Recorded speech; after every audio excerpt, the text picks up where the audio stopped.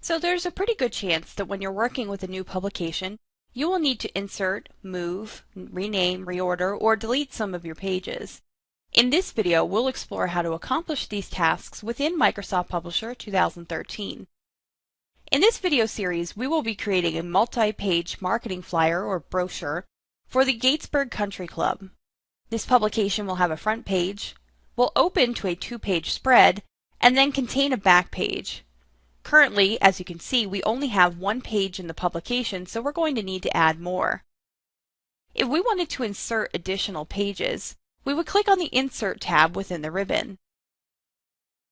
In the Pages group, notice that there is a page icon displayed with an arrow below it. If you were to click the top portion of this page icon, a new blank page will be inserted after the current page.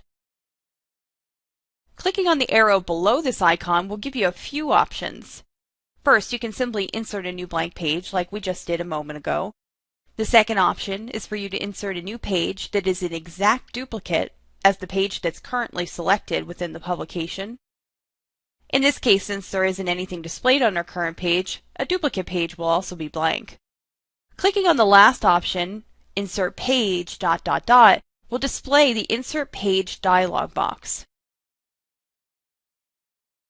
Within this dialog box, we can choose to insert multiple new pages at the same time by specifying the amount in the Number of New Pages box.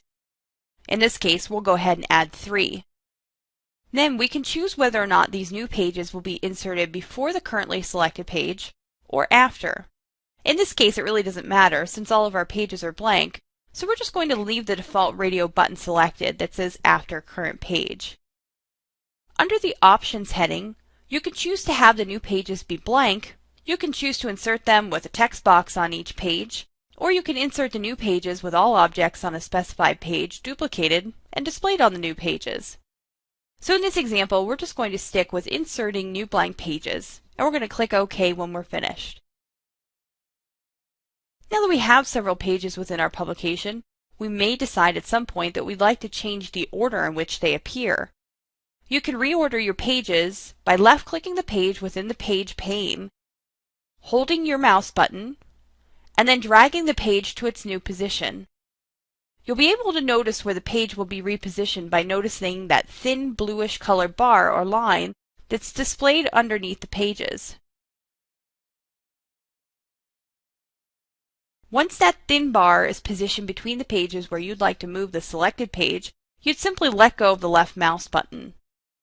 You can also choose to move or reorder the page by right-clicking on the page that you'd like to move, selecting Move from the drop-down menu, and then within the Move Page dialog box, you would decide whether or not you're moving the selected page before or after the page that you choose in the list provided below.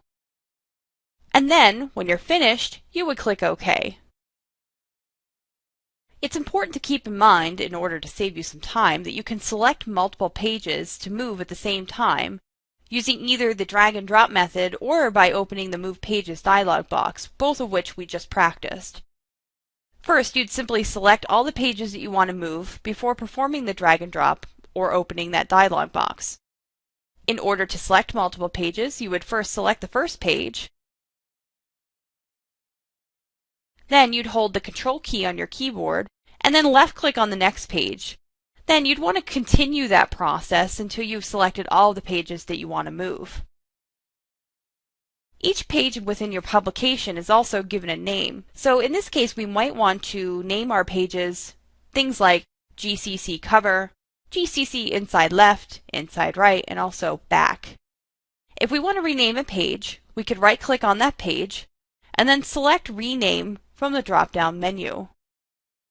In the page title box, we'd simply type, in this case, GCC Cover, and then click the OK button. We would want to continue to repeat this process until we've renamed all of our pages.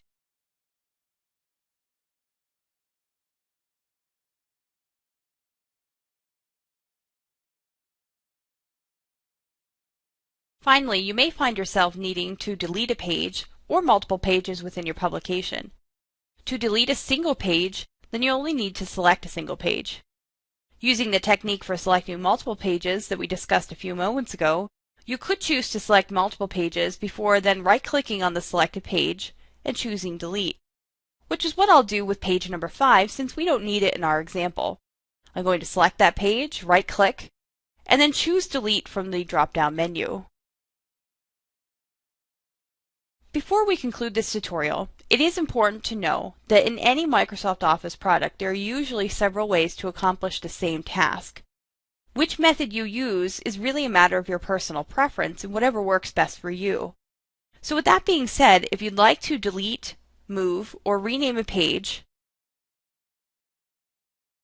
by selecting the corresponding button on the ribbon, you can do so by selecting the Page Design tab, and then selecting either Delete, Move, or Rename from the Pages group.